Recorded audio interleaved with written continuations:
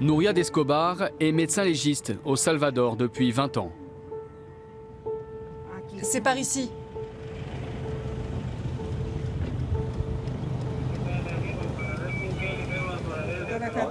Il est 10 h du matin. C'est sa première scène de crime de la journée. Il a été identifié? Oui, c'est un mineur. Quel âge avait-il? 17 ans.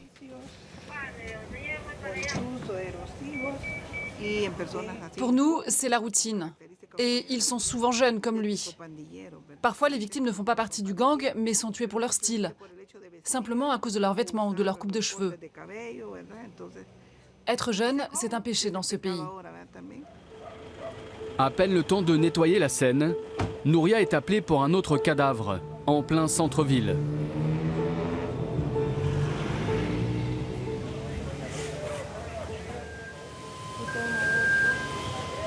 Ce garçon a été tué en sortant de chez le coiffeur. Il avait 16 ans. 9 impacts de balles, bon, ça va prendre du temps. La zone est infestée de gangs. Par peur d'être identifiés, les policiers et les juges présents sur la scène se sont tous cagoulés.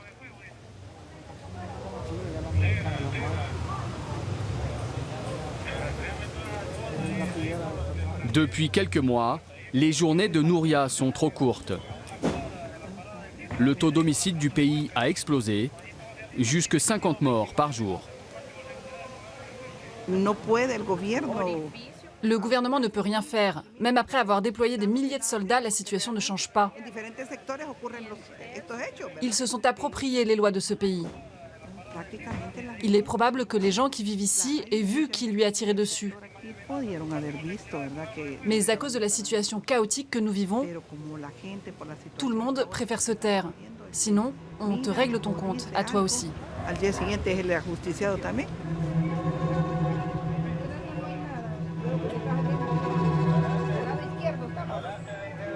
Cette multiplication des morts n'est pas un hasard.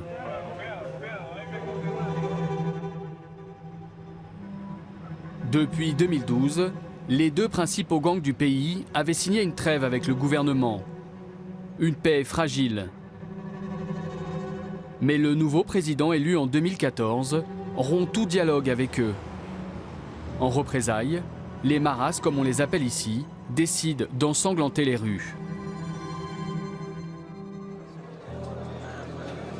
L'été dernier, des chefs de gang sont transférés de force en prison de haute sécurité.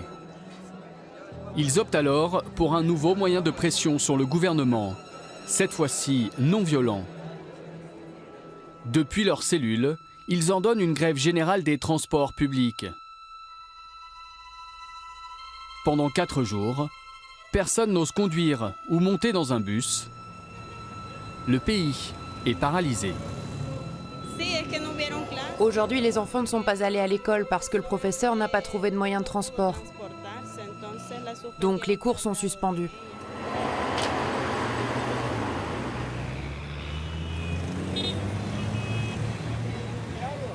Aujourd'hui, le trafic a repris. Mais les bus restent une des cibles favorites du gang. Régulièrement, des chauffeurs y sont assassinés, même en pleine journée. Cette fois-ci, le meurtrier présumé, un membre du gang Mara Salvatrucha, vient d'être attrapé par la police, quelques minutes après son crime. Et son arme? Posez-la ici. Une routine un peu surréaliste se met en place. Le suspect est exhibé devant les caméras et interrogé par les journalistes avant même la police. Cette arme, c'est à toi. Selon la police, tu l'as assassiné. Pourquoi? Pourquoi tu l'as tué? L'homme ne dira pas un mot. Amigos televidentes, esa es una información en desarrollo. Como ustedes pueden ver, la persona que ha sido en este momento capturada no quiere dar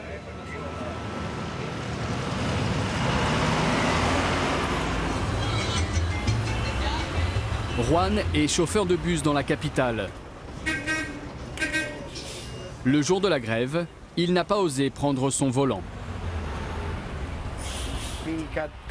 Les pick-up, les camionnettes, les bicyclettes, les motos, tout était réquisitionné. C'était le chaos complet. Il y avait tellement de gens qui marchaient dans la rue. Tout le monde cherchait une solution. Comme ses collègues, Juan obéit aux membres du gang. Chaque mois, il leur verse près d'un quart de son salaire. Ici, on appelle ça la renta.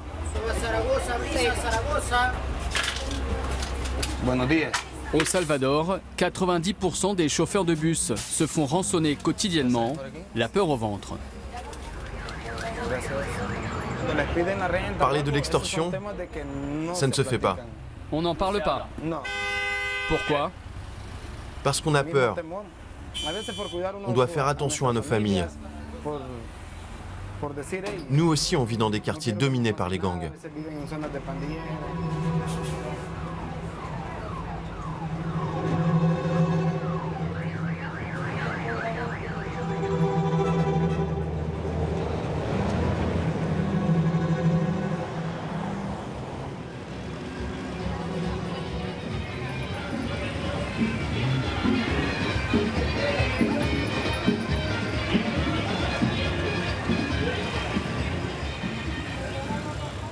Dans le pays, un seul homme ose parler publiquement de la fortune qu'amassent les gangs avec l'extorsion. Ça y est, il a été réparé? Don Catalino est à la tête de 130 bus qui parcourent la ville. Il ne se déplace jamais sans son garde du corps. Lui a toujours refusé de payer l'impôt aux gangs. Mais son courage a un prix. Il a déjà reçu plus de 30 menaces de mort. Sur son bureau, une calculette pour le business et un pistolet 9 mm pour la sécurité. Ces 10 dernières années, nous avons perdu plus de 900 membres du personnel. Des chauffeurs, des contrôleurs. Cette année, on est déjà à 89 assassinats.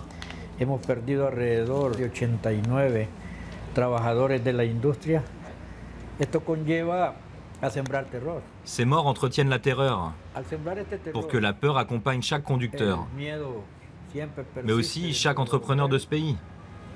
Tout est très contrôlé.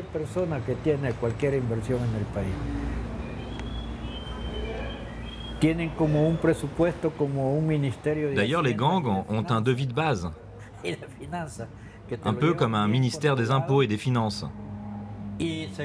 Le prix moyen de l'extorsion des bus, par exemple, c'est 5 $ par jour et par bus. Ça équivaut à 18 millions de dollars par an.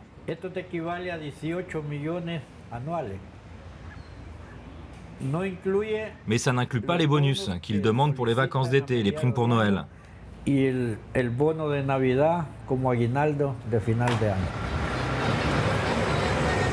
18 millions de dollars par an avec l'extorsion de transport en commun, auquel il faut ajouter les rançons aux commerçants.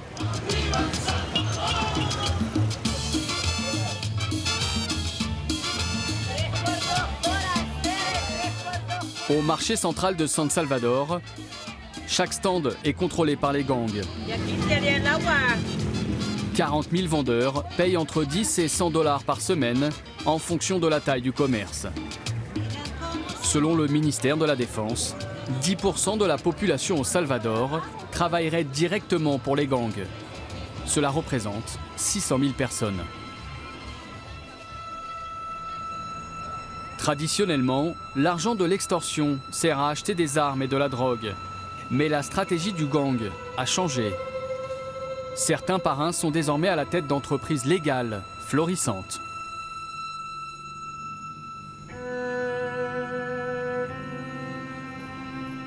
Eric a 39 ans. C'est un ancien leader du gang de la 18, un des deux plus importants du pays. Il a investi sa petite fortune dans différents commerces de la ville. Il possède un garage et plusieurs stations de lavage pour voitures.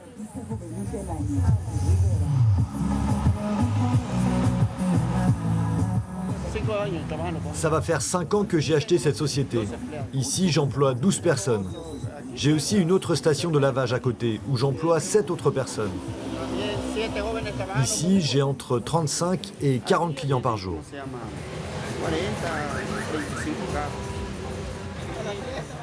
Même si Eric dit aujourd'hui être sorti du gang, il reste encore très lié à son ancienne vie. D'ailleurs, tous les employés de son petit empire sont membres de la 18. Des petites mains au bas de l'échelle qui viennent gagner quelques dollars en plus.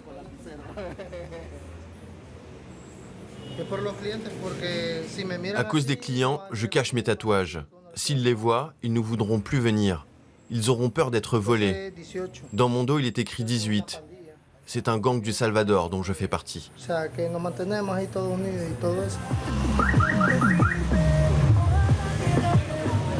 Depuis qu'il est sorti du monde criminel, Eric veut en sortir les autres. Son idée, développer l'esprit d'entreprise des plus jeunes. Dans sa dernière acquisition, un atelier de réparation mécanique, Eric a engagé William, 14 ans, un ancien guetteur du gang. Ça fait combien de temps que tu apprends la peinture ici déjà? 3 mois. Tu as une mère? Oui. Un père? Tu n'en as pas? Non. Tu sais que le gang, c'est une conséquence de la désintégration familiale? Ça provoque de l'amertume, et c'est pour ça qu'on rentre dans le gang. Tu n'es pas en colère parce que ton père t'a laissé? Qu'est-ce qui lui est arrivé? Je ne sais pas. Tu ne sais pas. Mais tu n'es pas en colère? Non. Bon, je te félicite. Si tu n'as pas de colère, tu vas t'en sortir. Merci.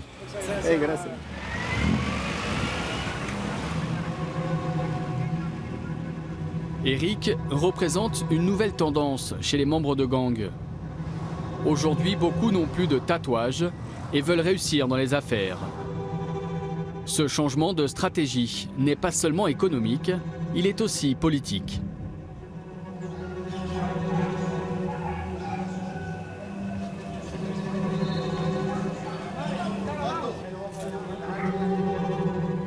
Luis Romero dit la panza, le ventre, est considéré comme la mémoire du gang 18 où il a passé 20 ans.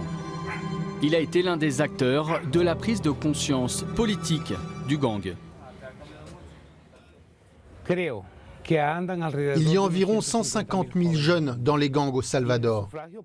Nous avons compris que ces suffrages représentent la petite différence qui peut faire gagner un parti politique.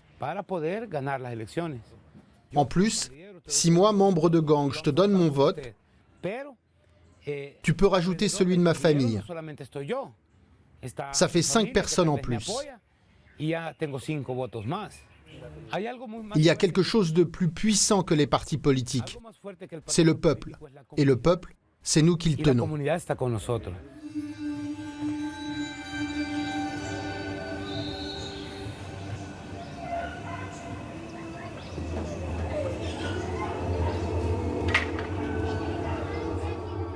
Le peuple, Eric, l'ancien chef du gang 18, le connaît bien. Il nous emmène dans un des quartiers de San Salvador, où il a régné en maître et où il inspire toujours le respect. La Fossa, 3000 habitants et un taux de chômage record.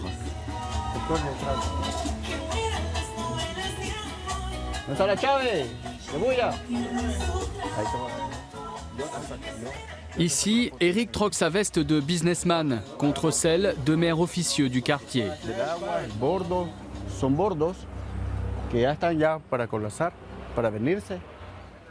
Un maire en campagne permanente.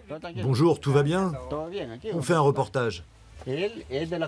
Voici un exemple d'un habitant d'ici qui vit dans une zone à haut risque.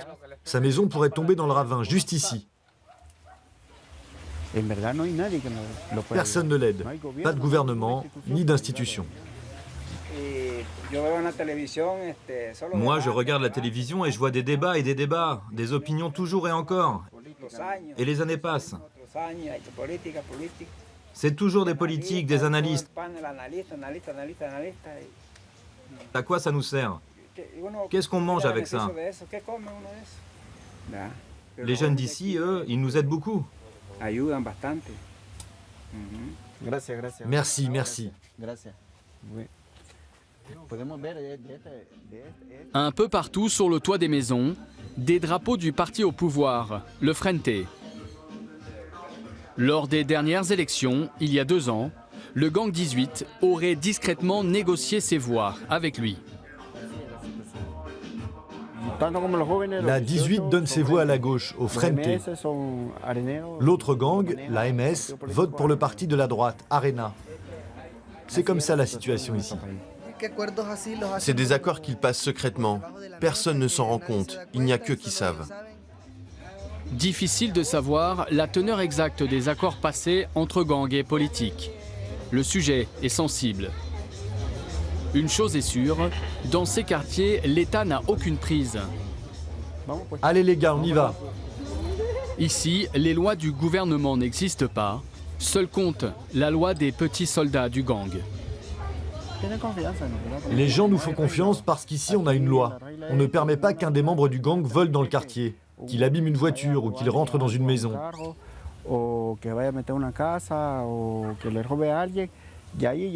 Si tu le fais, tu seras puni. On appelle ça une petite remise. Une remise, en gros, c'est quand tu te fais frapper par le groupe. Combien de fois tu t'es fait corriger, toi? Moi, quand j'étais plus jeune, j'étais bien allumé. Je ne respectais rien. Je volais les voitures du quartier, mais les mecs du gang m'ont attrapé et m'ont bien cassé la gueule. Heureusement, grâce à Dieu, ça s'est arrêté là. Maintenant, j'ai compris. Je suis tranquille, tout doux. Le gang et son code de conduite interne garantissent une relative tranquillité aux habitants du quartier. Un luxe au Salvador. Dans ces territoires perdus, le gang s'est substitué au pouvoir public.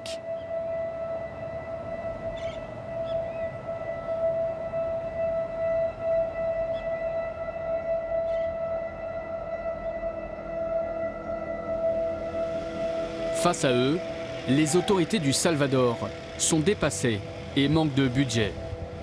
Alexander fait partie de l'unité d'élite des Halcones, les Faucons. 40 hommes triés sur le volet pour lutter contre les gangs. Chaque jour, il risque sa vie pour $500 par mois, à peine plus que le salaire moyen du pays. Beaucoup de fois, j'ai pensé arrêter ce métier. J'ai l'impression qu'il n'y a aucune volonté du gouvernement pour que la situation change.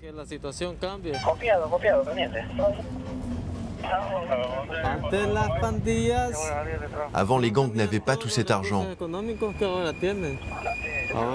Aujourd'hui, ils s'achètent les mêmes armes que nous. Et même de belles maisons.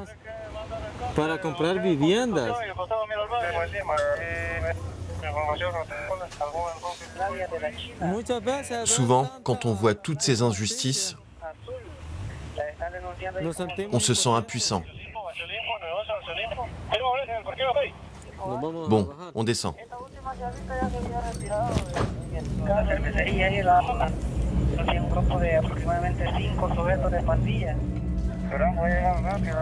Alexander et ses collègues sont fatigués. 56 policiers et militaires sont déjà tombés sous les balles cette année. Mais ils refusent de voir leur pays tomber aux mains des criminels.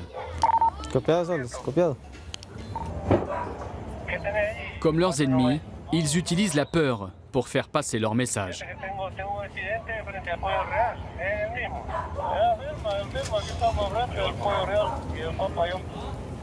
Tu es membre du gang? Non. Tu vis où? Ici, juste à côté, derrière cette maison. Garde tes mains dans le cou. Quel âge as-tu? 16 ans. Tiens-toi bien. Nous, on adore tuer tes copains du gang.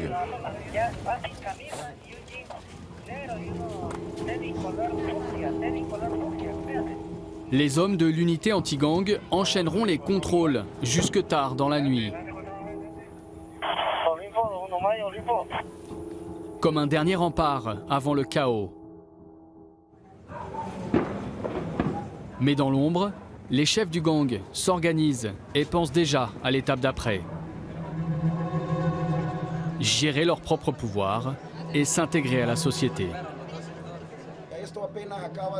Depuis quelques années déjà, ils organisent leurs propres conférences de presse depuis les prisons. Nous avons décidé de faire un geste de bonne volonté.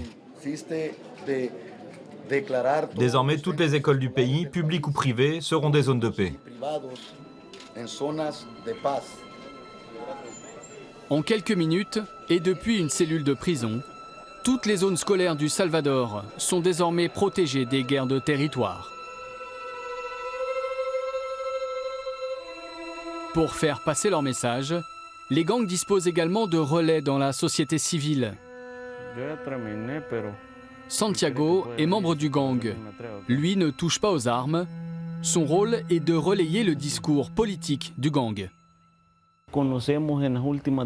Depuis les 2 dernières élections, nous avons analysé avec une grande attention la manière dont fonctionne le tribunal suprême électoral, la distribution des urnes. En fait, nous suivons ça de très près. Peut-être que les prochaines élections en 2018 seront la bonne date pour qu'on se lance. Eux, en tout cas, ils pensent que nous n'avons pas évolué, que nous nous faisons la guerre sans réfléchir. Non, on ne vit plus comme ça.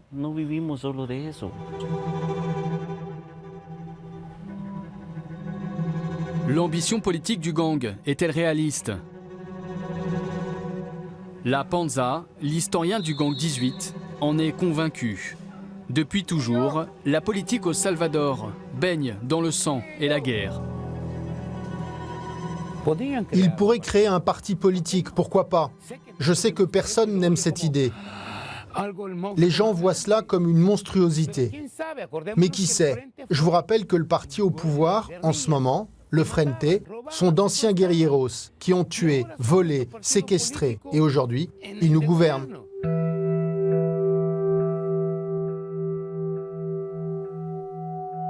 Pour le moment, le gouvernement en place refuse tout dialogue. Un nouvel impôt vient d'être voté au Parlement. Il devrait rapporter 140 millions de dollars annuels supplémentaires pour financer la lutte contre les gangs. Guillermo Gallegos est vice-président du Parlement. Pour lui, un Salvador débarrassé des gangs est encore possible.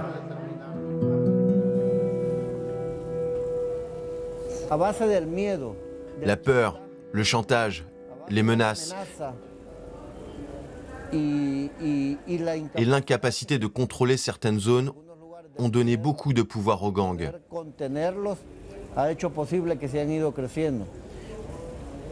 Certains partis politiques, pour pouvoir faire campagne dans leur territoire, ont négocié et passé des accords avec eux. Mais je ne pense pas qu'ils soient devenus plus puissants que nous.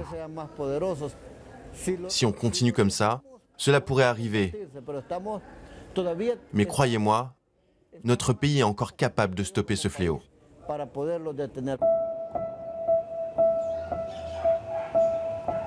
Les gangs ne sont plus des petits orphelins issus de la guerre civile qui tuent pour un bout de territoire. En l'espace d'une génération, ils se sont transformés en forces politiques et économiques. Le plus gros défi sécuritaire et social de l'État salvadorien.